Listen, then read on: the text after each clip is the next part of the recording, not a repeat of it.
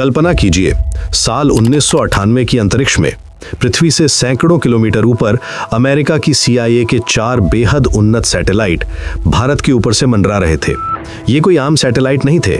इनमें की होल और लैक्रोस जैसे बिलियन डॉलर सैटेलाइट शामिल थे, जिनकी नज़र इतनी तेज थी कि अगर धरती पर कोई इंसान अखबार पढ़ रहा हो तो ये अंतरिक्ष से उस अखबार की हेडलाइन तक पढ़ सकते थे। अमेरिका को पूरा घमंड था कि उसकी मर्जी के बिना भारत का एक पत्ता भी नहीं खड़क सकता। अमेरिकी खुफिया एजेंसियों को 100% यकीन था कि भारत के हर कदम, हर विचार पर उनकी पैनी नजर है। लेकिन नीचे राजस्थान के थार रेगिस्तान की झुलसा देने वाली गर्मी में एक ऐसा खेल चल रहा था जो CIA के इतिहास की सबसे बड़ी विफलता, सबसे बड़ी हार बनने वाला था। रेत के उन ऊंचे टीलों के बीच भारतीय सेना की वर्दी पहने कुछ लोग एक ऐसा काम कर रहे थे जिसने पूरी दुनिया को अंधा कर दिया था। ये लोग कोई आम सैनिक नहीं थे, बल्कि इनके कंधों पर पूरे देश का भविष्य टिका था। इनका नेतृत्व कर रहा था एक ऐसा शख्स जिसके नेम प्लेट पर लिखा था डॉक्टर APJ अब्दुल कलाम। आखिर देश के सबसे बड़े वैज्ञानिक को सेना की वर्दी क्यों पहननी पड़ी? कैसे दुनिया के सबसे शक्तिशाली देश के राडार और सैटेलाइट्स को धूल चटा दी गई? और कैसे भारत ने वो किया जिसकी भनक अमेरिका को तब लगी जब धरती फट चुकी थी और आसमान में करेत का विशाल बवंडर उठ चुका था? ये कोई फिल्मी कहानी नहीं है। ये भारत के स्वाभिमान, साहस और विज्ञान की सबसे बड़ी, सबसे रहस्यमयी और सच्ची दास्तान है, ऑपरेशन शक्ति। पोखरण 2 की वो गुप्त कहानी जिसे सुनकर आज भी हर भारतीय का सीना गर्व से चौड़ा हो जाता है।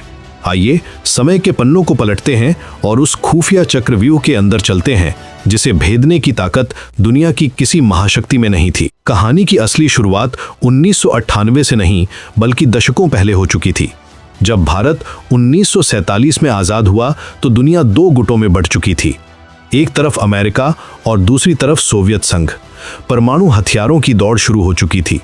भारत के महान वैज्ञानिक डॉक्टर होमी जहांगीर भाभा ने उसी वक्त समझ लिया था कि अगर भारत को दुनिया में अपना अस्तित्व और सम्मान बनाए रखना है तो उसे अपनी परमाणु ताकत विकसित करनी ही होगी। 1962 में चीन के साथ हुए युद्ध और उसके बाद 1964 में चीन के सफल परमाणु परीक्षण ने भारत के लिए खतरे की घंटी बजा दी थी।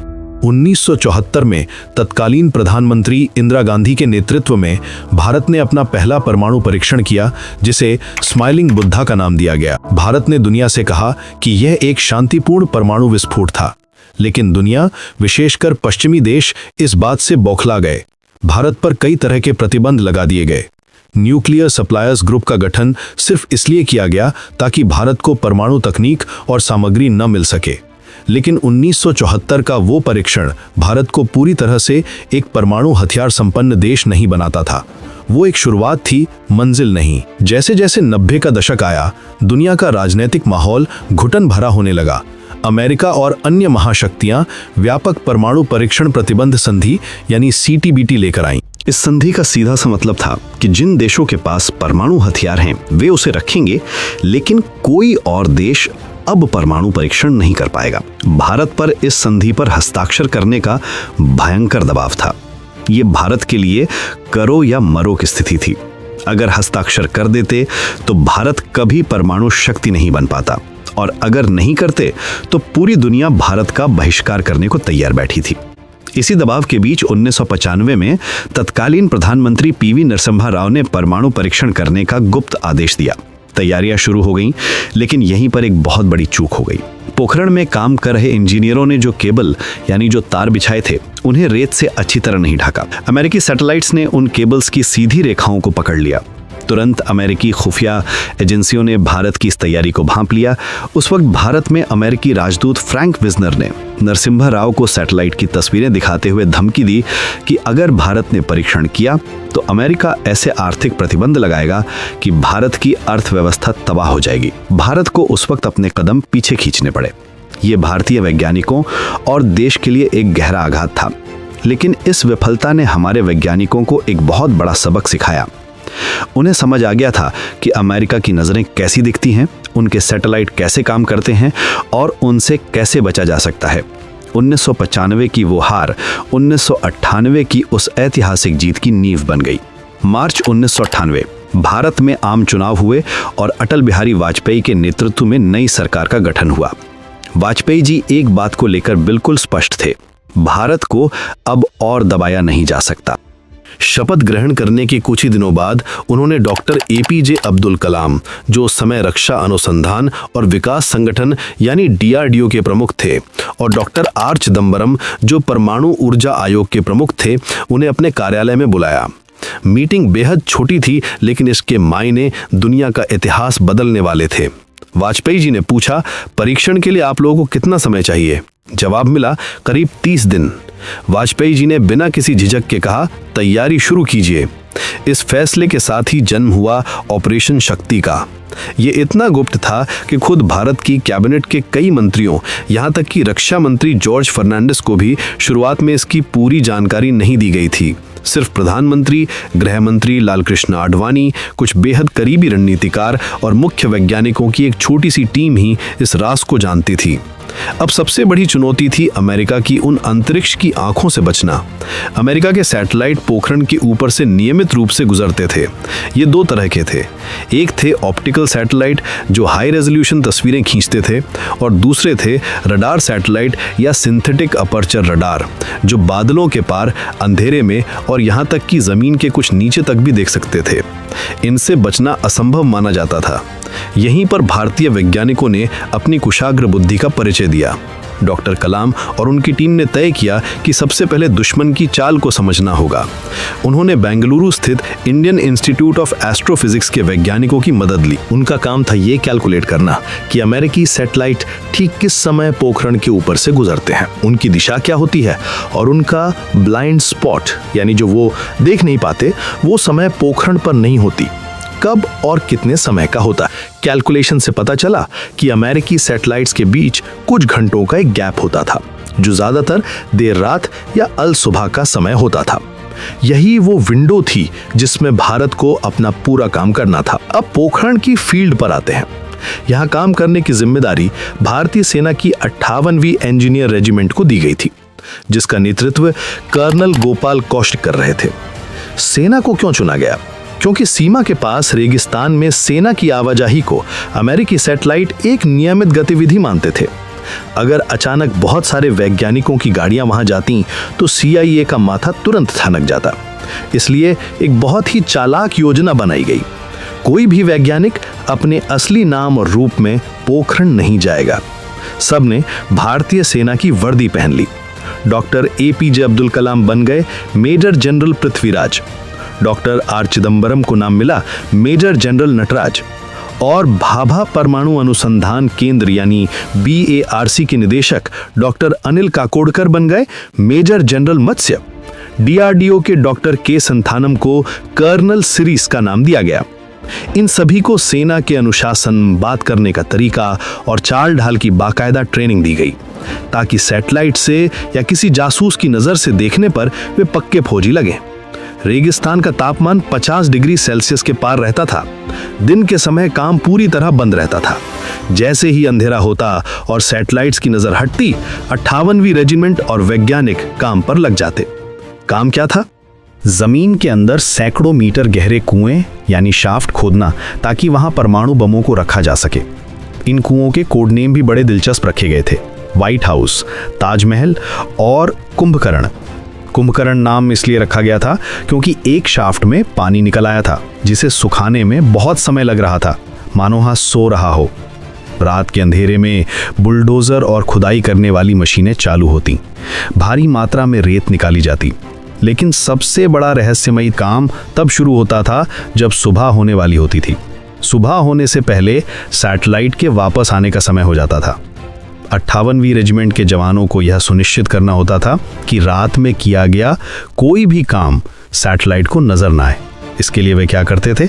जो रेत रात में खोदी जाती थी, उसे पहाड़ों के आकार में इस तरह बिछाया जाता था कि वह हवा से बने प्राकृतिक रेत के टीलों जैसी लगे।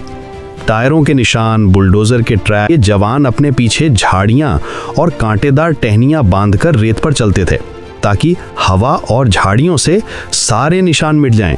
जब सुबह सैटेलाइट वहां की तस्वीर लेता तो उसे सिर्फ शांत वीरान रेगिस्तान नजर आता। लेकिन चुनौती सिर्फ इतनी ही नहीं थी। 1995 की सबसे बड़ी गलती थी केबल्स का खुला रह जाना। इस बार कोई चांस नहीं लिया जा सकता था।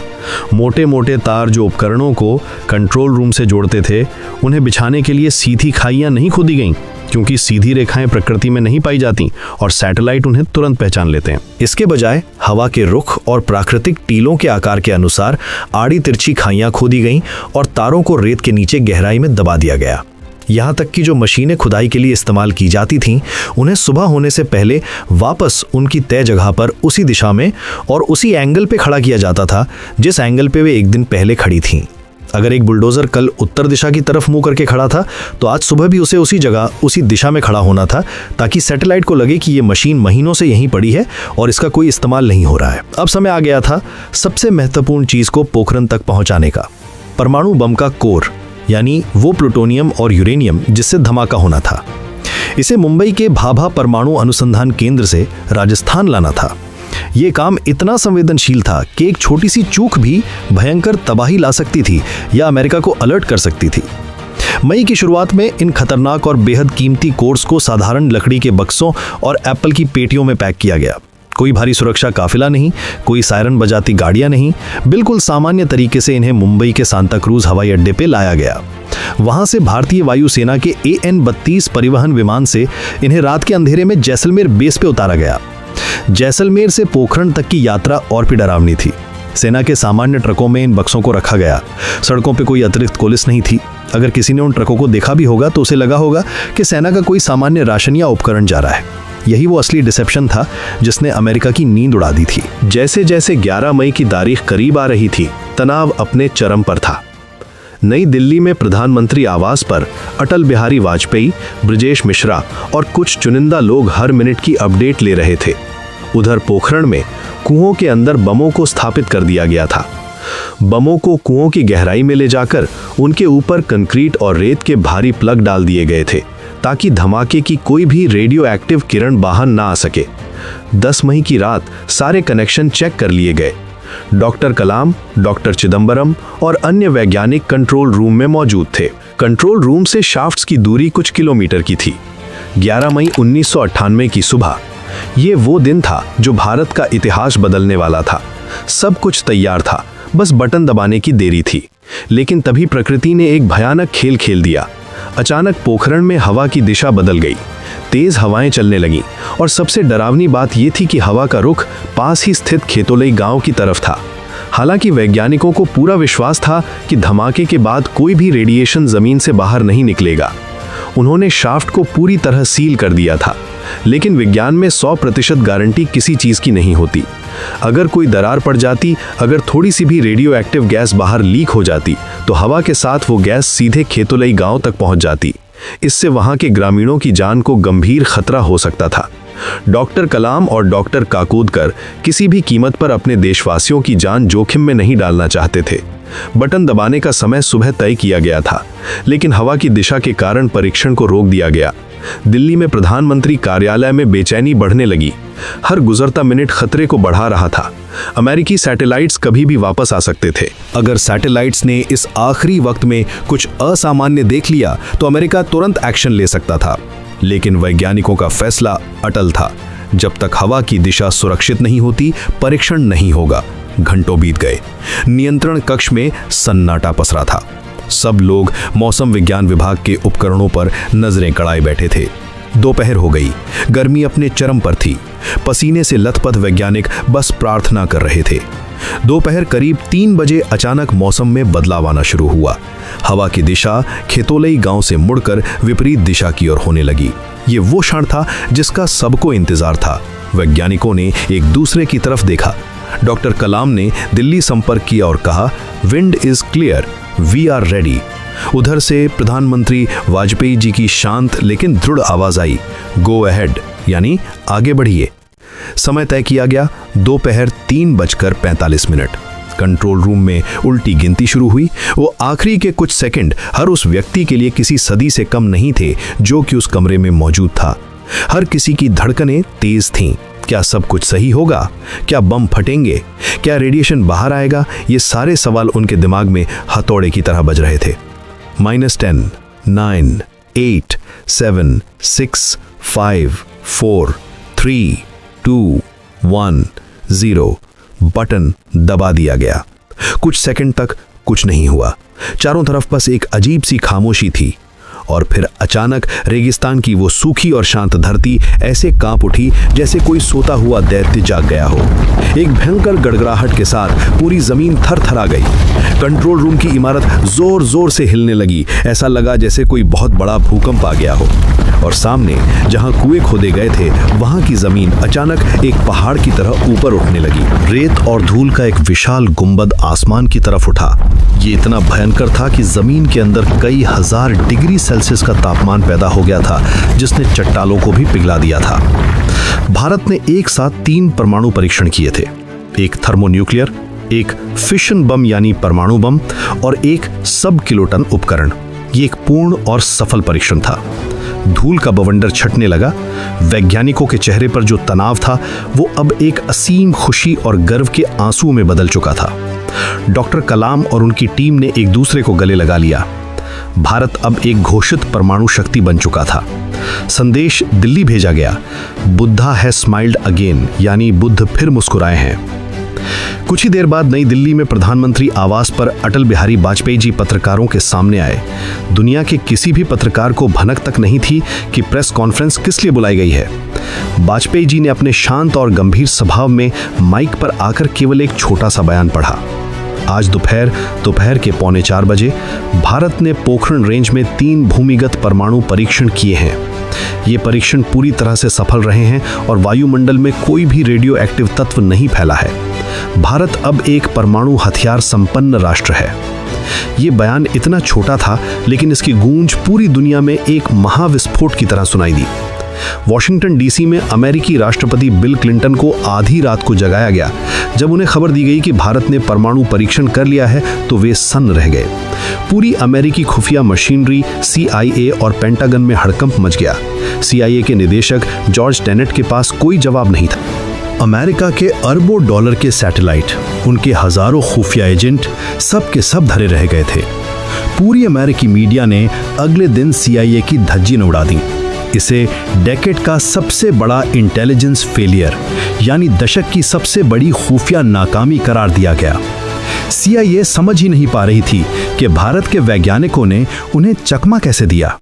उन्हें यकीन ही नहीं हो रहा था कि भारत के लोग उनके सैटेलाइट्स की टाइमिंग जानकर, रात के अंधेरे में काम करके और रेत को वापस उसकी जगह पर रखकर इतना बड़ा काम कर सकते हैं। परीक्षण के ठीक 2 दिन बाद 13 मई 1998 को भारत ने 2 और छोटे परीक्षण किए, जिससे कुल संख्या 5 हो गई। ऑपरेशन शक्ति पूरी तरह से संपन्न हो चुका था। इसके बाद जो हुआ वो भी कम खौफनाक नहीं था। अमेरिका, जापान और कई यूरोपीय देशों ने भारत पर कड़े आर्थिक प्रतिबंध लगा दिए। भारत को अंतर्राष्ट्रीय ऋण मिलना बंद हो गया। विदेशी निवेश रोक दिया गया। दुनिया को लगा कि भारत की अर्थव्यवस्था कुछ ही महीनों में घुटने टेक देगी। लेकिन ये भारत था, एक नया भारत। वाजपेयी जी की सरकार और भारत की जनता ने इन प्रतिबंधों का डटकर सामना किया। अप्रवासी भारतीयों, NRIs ने आगे बढ़कर रिसर्जेंट इंडिया बॉन्ड्स में भारी निवेश किया और देश के विदेशी मुद्रा भंडार को खाली नहीं होने दिया। धीरे धीरे दुनिया को समझ में आ गया कि भारत को ना तो डराया जा सकता है और ना ही उसे अलग थलग किया जा सकता है। कुछ ही सालों में अमेरिका सहित सभी देशों को अपने प्रतिबंध हटाने पड़े और भारत को एक जिम्मेदार परमाणु शक्ति के रूप में मान्यता देनी पड़ी। आज जब हम पीछे मुड़कर देखते हैं तो पोखरण 2 सिर्फ एक सैन्य परीक्षण नहीं लगता, ये एक उद्घोष था। ये उन वैज्ञानिकों के अदम्य साहस, समर्पण और बुद्धिमत्ता की कहानी है जिन्होंने बिना किसी सुख सुविधा के 50 डिग्री की तपती रेत में देश के दुश्मनों को अंधा करके भारत माता के माथे पर एक अजय होने का तिलक लगाया था। ये कहानी हमें सिखाती है कि जब एक राष्ट्र अपने संकल्प पर अडिग हो जाता है, जब उसके नागरिक अपने देश की सुरक्षा के लिए अपनी जान दांव पर लगा देते हैं, तो दुनिया की कोई भी महाशक्ति, कोई भी सैटेलाइट और कोई भी तकनीक उन्हें रोक नहीं सकती। ऑपरेशन शक्ति के उन गुमनाम नायकों, सेना के उन जवानों और हमारे महान वैज्ञानिकों को ये देश कभी नहीं भूल सकता। उनकी इसी खामोश मेहनत की बदौलत आज हम चैन की नींद सोते हैं, क्योंकि दुनिया जानती है कि भारत अब किसी की धमकियों से डरने वाला देश नहीं है। ये थी पोखरण के उन दहकते हुए रेगिस्तानों के सीने में दबी वो सच्ची दास्तान जिसने भारत को हमेशा के लिए एक विश्व शक्ति बना दिया। दोस्तों, अगर पोखरण की इस गुप्त दास्तान ने आपके रोंगटे खड़े कर दिए हैं तो इस वीडियो को लाइक करके उन वैज्ञानिकों के साहस को सलाम जरूर करें। इस गौरवशाली और हिडन कहानी को अपने दोस्तों के साथ शेयर करना ना भूलें ताकि हर भारतीय को अपने देश की इस जीत का पता चल सके। इतिहास और रहस्यों की ऐसी ही अनसुनी कहानियों के लिए अभी सब्सक्राइब करें आपके अपने चैनल डॉक्कू हिडन को। याद रखिए, सच कहीं ना कहीं छुपा होता है और हम उसे आपके सामने लाते हैं। जय हिंद।